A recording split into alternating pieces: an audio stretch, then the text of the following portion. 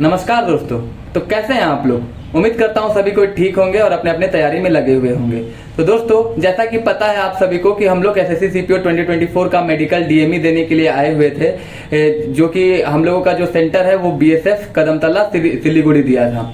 तो दोस्तों यहाँ पे लगभग हम लोग 15 तारीख से हैं और हम लोगों का जो री मेडिकल भी किन्हीं का दिया था, चाहे वो ग्राउंड फिट भी हुए थे, तो उन लोगों को सबको जो पास आउट हुए हैं दोस्तों वो 17 को ही दिया गया है। जो भी फिट सर्टिफिकेट है या जो है सभी को 17 को दिया है। तो दोस्तों यहाँ पे हम लोग 4 भाई हैं, उसमें से 2 भाई ग्राउंड फिट हुए थे और एक हम और एक जो प्रशांत है साइड में बैठे हुए, वो दोनों अनफिट हुए थे। हम लोगों को जो रीमेडिकल मिला था, हमको मिला था नॉकनिश में और वो अंडरवेट में। कल तो मैं आपको दिखा भी चुका हूँ। जो इधर पे प्रशांत के बगल में जो है वो हो गया राकेश हो गया और इधर है मनोज, ये दोनों ग्राउंड फिट हुए थे दोस्तों। तो हम लोग एक एक करके सारी चीजों को जानने वाले हैं। यहाँ पे हम और प्रशांत ओबीसी कैटेगरी से, तो ओबीसी का सर्टिफिकेट्स वगैरह बताने वाले हैं। राकेश हो गया एससी कैटेगरी का और मनोज हो गया एसटी कैटेगरी का। तो सारे सर्टिफिकेट्स कैसा क्या हो रहा है, सारी चीजों के बारे में डिटेल में जानने वाले हैं दोस्तों। तो वीडियो हम लोग आगे बढ़ते हैं। तो जो कोई भी नए हैं चैनल में, कृपया चैनल को सब्सक्राइब कर लीजिए ताकि इस तरह का कंटेंट आपको मिलते रहे। तो दोस्तों, जैसा कि आप सभी को पता है कि मेडिकल चल ही रहा था, तो हम लोग एक एक करके जानते हैं कि कैसा मेडिकल लिया गया। हम लोग सबसे पहले प्रशांत से ही पूछते हैं कि हम लोगों का मेडिकल कैसा हुआ था, बोर्ड वोर्ड कैसा था। कल वैसे थोड़ा बहुत हम लोगों ने तो बताया ही था कि थोड़ा सा टफ लिया गया था, तो ये थोड़ा सा बता देंगे कि कैसा कैसा हुआ था। तो नमस्कार सभी को। जैसा कि आप सभी को पता ही होगा कि कल री मेडिकल के बारे में हम लोगों ने वीडियो बना दिया था। तो आज हम बस ओवरऑल एक्सपीरियंस अपना शेयर करना चाहते हैं कि ओवरऑल हमारा मेडिकल एक्सपीरियंस यहाँ पे कैसा रहा। तो मेरे अकॉर्डिंग थोड़ा सा मैनेजमेंट इशू था, क्योंकि हमारा 15 तारीख को था, पहला दिन था, तो थोड़ा सा मतलब काम डिवाइडेड नहीं था सबका, तो सबको थोड़ा मिसमैनेजमेंट हो रहा था और टाइम जिसमें थोड़ा ज्यादा लग रहा था। सेकेंड थर्ड डे में ये चीज थोड़ा प्रॉपर वे में होने लगा और अभी ठीक हो गया है। बट हमारा वही था कि डॉक्यूमेंट्स वगैरह सब सही से हो गया और फिर मेडिकल भी सही से हुआ और री मेडिकल मिला था जिसकी वजह से थोड़ा इशू हुआ, बाकी सब सही था। और हम लोग अगर जो ओबीसी का जो क्रूशियल डेट उसको क्या मान रहे हैं? ओबीसी का यहाँ पे क्रूशियल डेट 28/3 एक्सेप्ट कर रहे हैं, उसके बाद का एक्सेप्ट नहीं कर रहे हैं। बट यहाँ पे बहुत लोगों को स्टेट वाला भी एक्सेप्ट कर रहे हैं कि अगर किसी का 28/3 से पहले है तो उसका स्टेट वाला एक्सेप्ट करके फिर उसके बाद वाला अगर बना हुआ है सेंट्रल का तो उसको ले रहे हैं। हाँ, तो और वो डजंट मैटर कि आपका 2019 का बना हुआ है कि 20 का बना हुआ है, यहाँ पे एक्सेप्ट हो जा रहा है सारा। ये हो गया ओबीसी का दोस्तों। और बगल में है ये है राकेश, जो कि एससी कैटेगरी से बिलोंग करते हैं दोस्तों। तो ये बताएंगे, ये सर्टिफिकेट के बारे में बताएंगे कि इनका क्या रहा क्रूशियल डेट और कैसा था। मेरा नाम राकेश कुमार है और एससी कैटेगरी में सर्टिफिकेट को लेके कोई इशू नहीं आना है। अगर एक एससी में हमारे यहाँ का ठीक है एक बनता है, स्टेट का बनता है ठीक है, जो कि परमानेंट रहता है ठीक है, उसका वैलिडिटी लाइफ टाइम तक रहता है।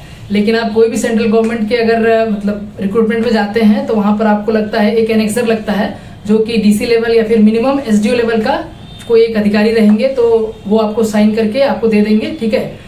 तो वहाँ से वो रहना चाहिए और फिर बस यही 2 लगता है, एक एनेक्सर लगता है और एक स्टेट का लगता है। तो आपको मतलब डॉक्यूमेंट में या फिर कास्ट में कोई प्रॉब्लम नहीं आना है बस। हाँ, खास करके यहाँ पे बीएसएफ कदमतला सिलीगुड़ी का। बाकी बात का सेंटर में कहीं कहीं आप देख रहे होंगे दोस्तों कि क्रूशियल डेट कुछ मान रहा है, एक्सेप्ट नहीं भी कर रहे हैं। लेकिन यहाँ पे सर्टिफिकेट को लेकर के, क्रूशियल डेट को लेकर के आप निश्चिंत रहे, यहाँ पे कोई दिक्कत नहीं होने वाला है। साइड में बैठे हुए मनोज दोस्तों, ये है एसटी कैटेगरी से आते हैं, तो इनसे पूछते हैं कि इनका सर्टिफिकेट से क्या क्या दिक्कत हो रहा था या फिर इनका कौन कौन सा सर्टिफिकेट को एक्सेप्ट कर रहे हैं और क्रूशियल डेट कौन सा रहा। मेरा नाम मनोज है। यहाँ पर एसटी सर्टिफिकेट के लिए यहाँ आपका क्रूशियल डेट से पहले का लिया जा रहा है, उसके बाद में जिनका है यदि उनका नहीं लिया जा रहा है, क्योंकि हम 2025 का दिए हुए थे, वो मान्यता वहाँ नहीं लिया गया, क्योंकि वहाँ 2019 का पीटी और पीएचडी में दिए हुए थे, उसको लिया गया। और उसके बाद 2019 वाला लिया गया था और एक्सेप्ट किया गया। उसके बाद हमको थोड़ा बहुत अपने आप में यहाँ फर्स्ट बार मेरा मेडिकल था, जिसके वजह से थोड़ा अपने आप में कॉन्फिडेंस नहीं महसूस हो रहा था। अच्छा, उसके बाद फिर दोस्तों एक एक करके हम और जो प्रशांत है वो दोनों का जो मेडिकल डीएमई बोर्ड पड़ा था, वो जो थोड़ा सा हार्डेस्ट था, उसके बारे में एक्सपीरियंस हम लोग शेयर करते हैं। उसके अलावा जो राकेश है उसका दूसरा बोर्ड में पड़ा था और ये जो मनोज है उनका भी दूसरा बोर्ड में पड़ा था दोस्तों। तो एक एक करके हम लोग जानते हैं। हम तो जान ही रहे। राकेश भाई, आप बताइए कि कैसा रहा आपका मेडिकल का एक्सपीरियंस। उसके बाद फिर हम लोग शेयर करेंगे री मेडिकल का एक्सपीरियंस लास्ट में। इस सेंटर में 4 टोटल बोर्ड बने हुए हैं, ठीक है। तो उनमें जो चौथे नंबर पर है, ठीक है, वो सबसे बढ़िया है, वो हमारा चौथे नंबर पे ही पड़ा था, ठीक है। तो उसमें कोई नेगी सर करके हैं, ठीक है, बहुत ही मतलब एक्सपीरियंस भी है, ठीक है, और बहुत अच्छे हैं। ओवरऑल सभी अच्छे हैं, ठीक है। बस एक 2 नंबर वाले जो थोड़े स्ट्रिक्ट हैं, ठीक है, थोड़ा स्ट्रिक्ट है, वो थोड़ा पॉइंट बना रहे हैं, अदरवाइज वो रीमेडिकल में मोस्ट प्रोबेबली वो मतलब क्लियर हो ही जा रहा है, ठीक है। तो 4 नंबर में था मेरा, तो वहाँ पर अच्छा था, जैसा मतलब सोचे थे वैसा ही था, ठीक है, और जैसा होना था, ठीक है।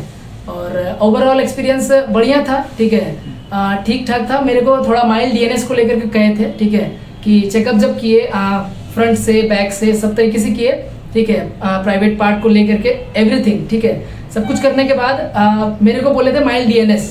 तो थोड़ा मेरे को परेशानी था कि शायद पॉइंट मिलेगा, लेकिन जब अगले दिन रिजल्ट आया तो वो पॉइंट भी मतलब मिला नहीं था, मतलब हम ग्राउंड फिट थे, ठीक है। वो हल्का सा था, मतलब वो माइल्ड थोड़ा चल जाता है, कोई दिक्कत वाली बात नहीं है ना।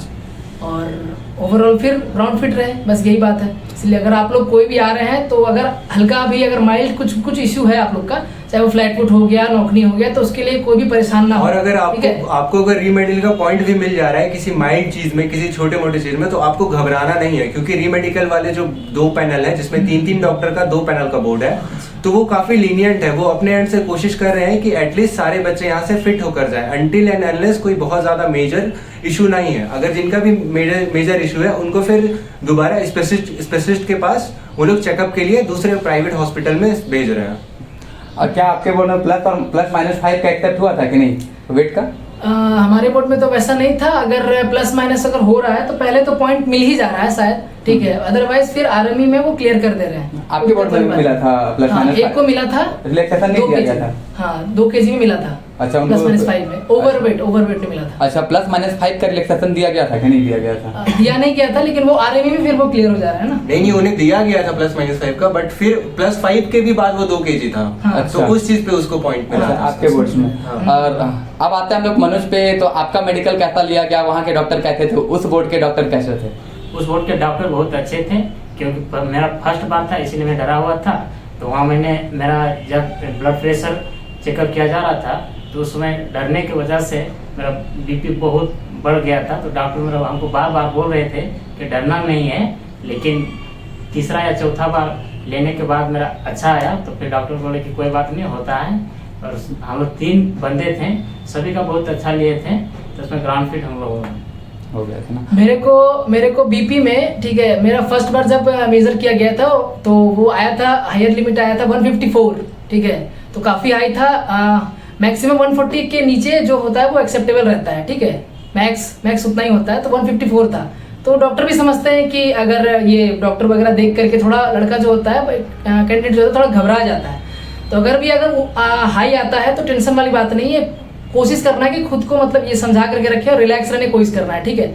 अगर भी आता है तो वो लोग 3-4 बार 5 बार नापेंगे जरूर। डॉक्टर आपको चांस देंगे, हाँ। वो आपको अपने एंड से समझाएंगे भी कि आपको डरना नहीं है, घबराना नहीं है। वो कोशिश करेंगे कि आपका 3-4 बार नाप के आपको वहीं पे ग्राउंड फिट करे, पॉइंट आपका नहीं बना। नहीं बने, वही बात है।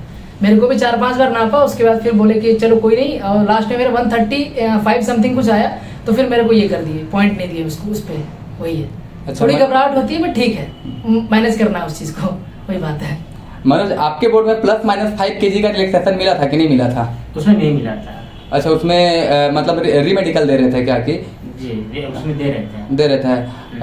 क्या आपके जान पहचान में मतलब कि कोई आपके बोर्ड थे जिनका चेक हुआ था, उनको कोई अंडरवेट या वेट में रीमेडिकल दिया गया था क्या? दिया गया था, लेकिन वो बंदे बोले कि मेरा मेरिट नहीं बन पाएगा, जिसकी वजह से वो चले गए थे छोड़ के। अच्छा, ये है। उसके अलावा एक और है कि बहुत भाई लोग को डाउट रहता है कि लेसिक कराए हुए हैं, तो क्या आंखों में अगर कोई भाई लेसिक करा के आए हैं तो उनको डरने की जरूरत है क्या?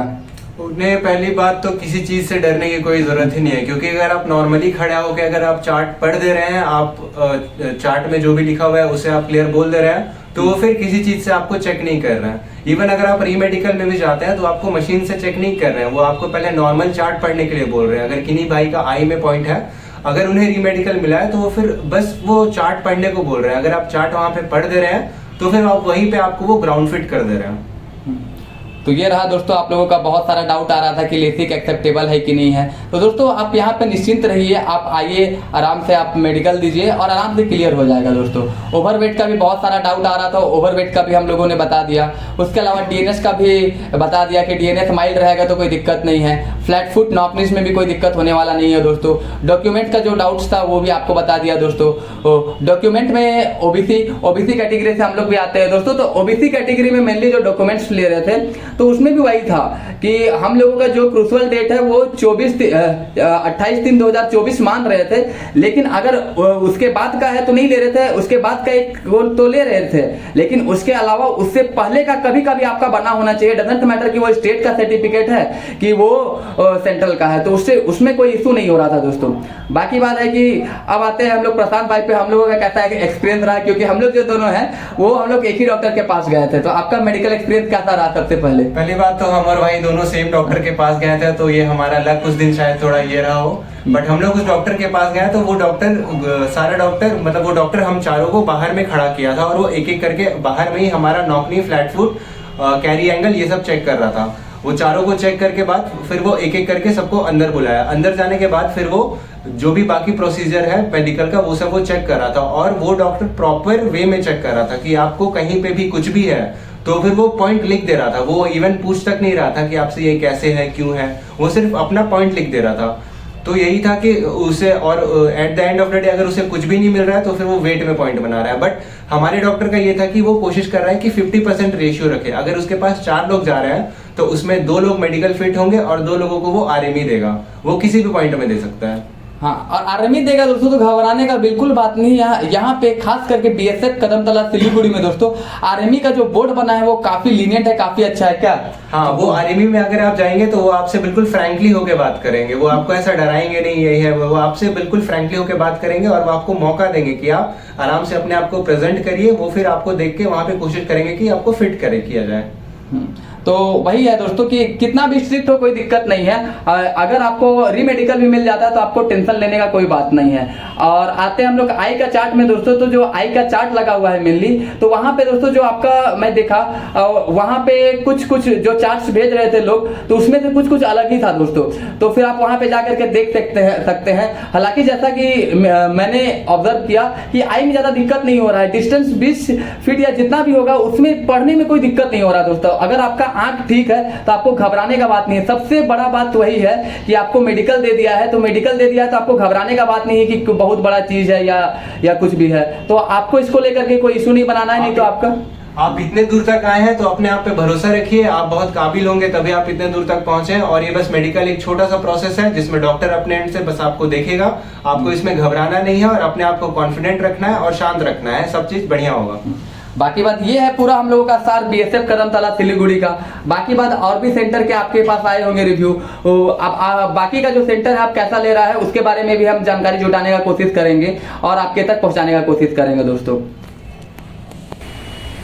तो दोस्तों उसके अलावा दांत में भी बहुत सारे आप लोगों के कमेंट्स आ रहे हैं दांत में कैसा कर रहा है। तो दोस्तों एक जो लड़का था उसको ऑलरेडी इसमें फिट कर दिया था। जीडी में वो ग्राउंड फिट था दोस्तों।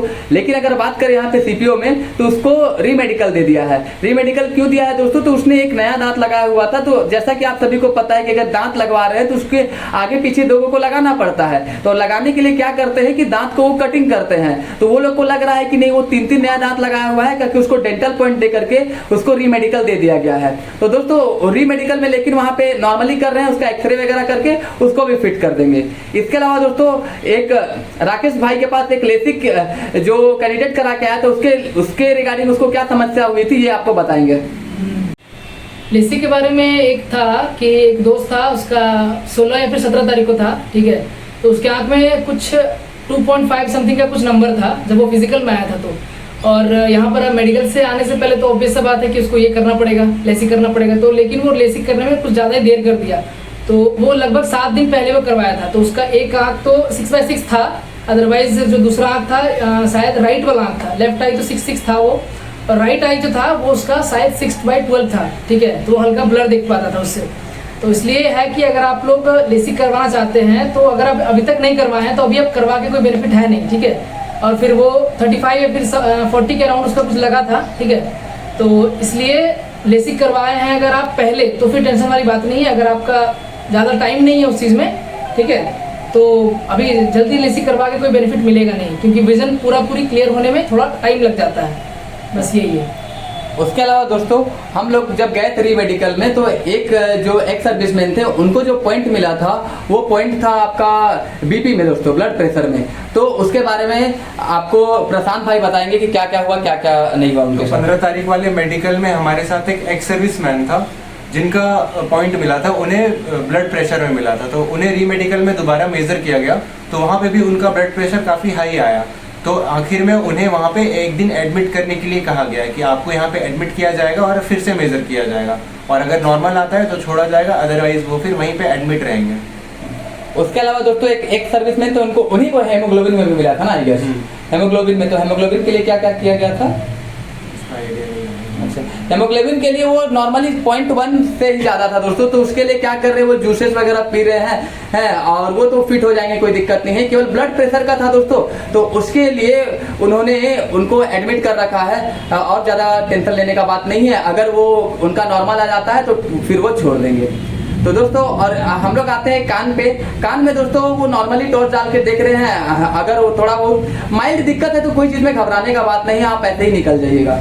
तो दोस्तों ये रहा हम लोगों का पूरा मेडिकल एक्सपीरियंस, और 4 बोर्ड थे, उसमें से 3 बोर्ड का आपको तो पता चल गया कि कैसा डॉक्टर रहे हैं। चौथा बोर्ड भी काफी लीनियंट रहा है, आपको कोई समस्या करने का दिक्कत नहीं है दोस्तों, क्योंकि वो 3 डॉक्टर काफी लीनियंट है, एक डॉक्टर केवल थोड़ा सा हार्ड है, बाकी बात वो री मेडिकल में है, वो आप क्लियर हो जाइएगा, कोई दिक्कत नहीं है। ये BSF करमतला सिलीगुड़ी में। तो दोस्तों हम लोगों का फाइनली यहाँ पे सारा चीज खत्म भी हो गया है, हम लोग रेडी भी हो गए हैं, इधर बैग वगैरह भी पैक है, सारा चीज हम लोग जस्ट अब ये वीडियो रिकॉर्ड करके अब हम लोग निकलने वाले हैं। तो ऑलरेडी यहाँ पे हम लोगों का आया हुआ, समझिए हम लोग 13 को सब कोई निकले हैं, तब जाके 14 को पहुंचे हैं, और 13, 14, 15 आज टोटल हो गया है दोस्तों 18। आज लगभग 5 से 6 दिन हो गया है, 5 दिन हो गया, छठा दिन हम लोग आज बस चढ़ेंगे, ट्रेन चढ़ेंगे तो कल पहुंचेंगे, तो काफी दिन भी हो गया है दोस्तों। तो आज हम लोग अब सब बैग वगैरह पैक हो चुका है, अब हम लोग निकलने वाले हैं। तो दोस्तों आप लोग भी अपने और अपनों का ख्याल रखिए, अच्छे से रहिए, मेडिकली फिट रहिए, और मेडिकल का टेंशन बिल्कुल नहीं लीजिए, आराम से आप मेडिकली फिट हो जाइएगा। तो दोस्तों मिलते हैं हम लोग नेक्स्ट वीडियो में, तब तक के लिए धन्यवाद। जय हिंद, वंदे मातरम।